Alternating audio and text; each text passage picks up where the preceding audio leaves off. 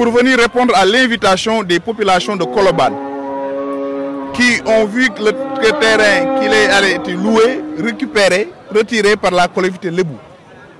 Ils souhaitent tout simplement disposer de terrain pour jouer au football. Parce qu'ils ont droit au loisir et qu'à Colobane, il n'y a que cet espace-là qui leur permettrait de pratiquer le sport. Je dis que je salue leur posture et leur attitude. Ils auraient pu casser, barrer la route, brûler, mais ils ont préféré agir de manière pacifique. Arborant de couleur rouge, ils ont invité la presse pour alerter, informer, conscientiser, afin qu'une solution heureuse puisse être trouvée pour qu'ils puissent retrouver leur terrain et jouer au foot. À ma qualité de député et de citoyen de Dakar, mon rôle était de les écouter. J'irai écouter aussi la collectivité Lébou et jouer les facilitateurs et interpeller les autorités afin que ces populations qui ne demandent qu'un cadre d'épanouissement pour sa jeunesse sportive puissent le trouver. Et je pense que nous pouvons trouver des solutions dans ce cadre-là, parce que Colobane, il faut oser le dire, le commerce est en train de bouffer le quartier de Colobane.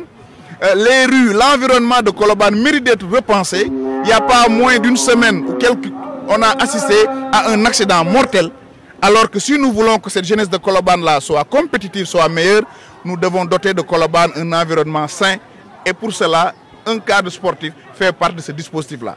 Et nous pensons que nous allons gérer les bons offices avec les populations pour qu'on puisse trouver une issue heureuse. C'est tout le sens qu'il faut donner à ma présence en tant que sourgue, parce que le député, il est au service des populations organisées. Il est payé pour prendre en considération les préoccupations des populations et les porter au niveau des autorités afin qu'une solution puisse être trouvée. C'est avis sur le problème foncier au Sénégal? Oui, je disais que oui, le nouveau régime est en train d'y travailler et à poser les jalons de l'audit. Moi, j'aurais conseillé, comme on a fait pour la justice, qu'on prenne le temps de faire le diagnostic correct et d'inviter à une concertation large sur le foncier. Parce qu'évidemment, il y a des non-dits, évidemment, il y a des gens, par contre, qui ont bien travaillé, qui méritent leur terre et qui mériteraient de continuer le travail. Le président, qui est un expert, parce que c'est un inspecteur des impôts, il connaît ce qui se passe dans le foncier. Le problème, je ne voudrais pas qu'on en fasse juste des effets d'annonce. Prenons le temps de vérifier cas au cas. Tout ce qui est régulier, on laisse passer. Tout ce qui ne l'est pas, qu'on régularise dans l'intérêt des populations sénégalaises. C'est dans le même souci que nous sommes aujourd'hui là, que tout soit rationalisé, que les Sénégalais, où qu'ils puissent se trouver, puissent avoir accès à la terre pour pouvoir faire soit cultiver, ou soit habiter là, qu'on pourrait arriver à un Sénégal meilleur.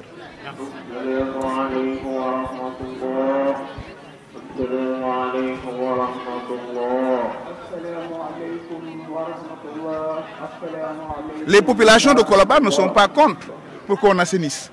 Ne confondons pas les choses. Il appartient à l'État, il appartient aux collectivités décentralisées de s'occuper de la sécurité des populations. Ça, c'est le ressort des autorités.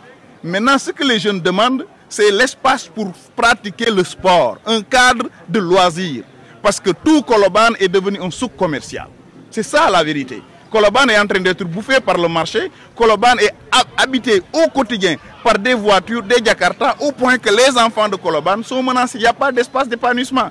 Et très souvent, quand des situations se passent là, c'est la débauche, c'est la délinquance, c'est la drogue, c'est l'agression. Et pour éviter cela, nous devons tous travailler à ce que Colobane puisse avoir accès à son droit au loisir, à son droit à un environnement sain, comme tous les Sénégalais, où qu'ils puissent se situer.